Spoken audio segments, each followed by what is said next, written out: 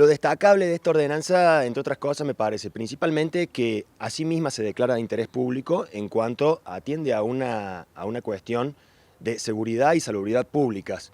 Esto es muy importante porque por ahí mucha gente no es consciente de la trascendencia de la temática, o mucha gente, más allá de que le gusten o no los animales, tienen que ser conscientes de que es serio, ¿no es cierto? Entonces, eso por un lado.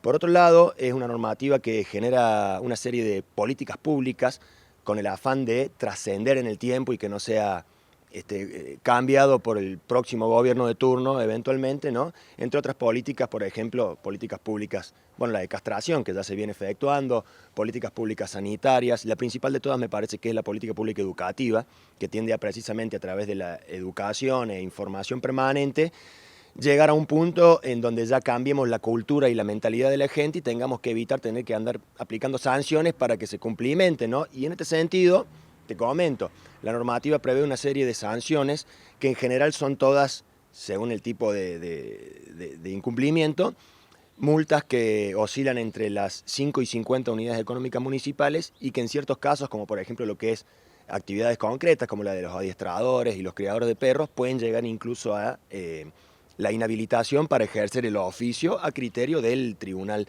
de Faltas. Esto implica también, y en la normativa está previsto, una modificación al Código de Faltas en donde se ha creado todo un nuevo capítulo que tiene que ver con los incumplimientos a esta normativa. Otro aspecto destacable de este trabajo y de esta ordenanza es que lamentablemente en nuestro sistema jurídico nacional y provincial todavía se sigue hablando de los animales y se los sigue considerando cosas, objetos, cuando en realidad la Corte Suprema de Justicia de la Nación ya hace mucho tiempo ha sentado un criterio jurisprudencial en el sentido de que en virtud de sendos tratados internacionales de derecho, interpretaciones de nuestra propia Constitución Nacional y demás, el animal no es un objeto, no es una cosa, sino que es un sujeto de derechos, porque tiene derechos y tiene sentimientos.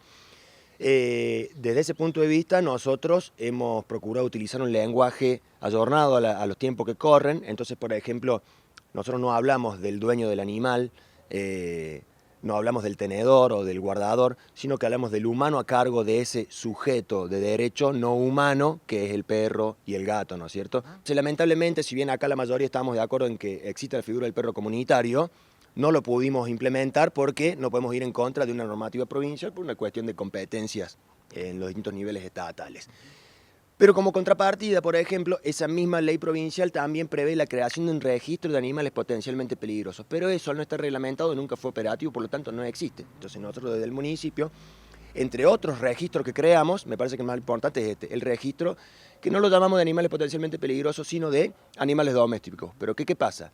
Estos registros que se crean, que son todos gratuitos, algunos son voluntarios y otros obligatorios. Este es obligatorio. Entonces, de esa forma nosotros venimos a suplir algunos vacíos legales, tanto nacionales como provinciales. Por eso me parece que es una normativa ampliamente superadora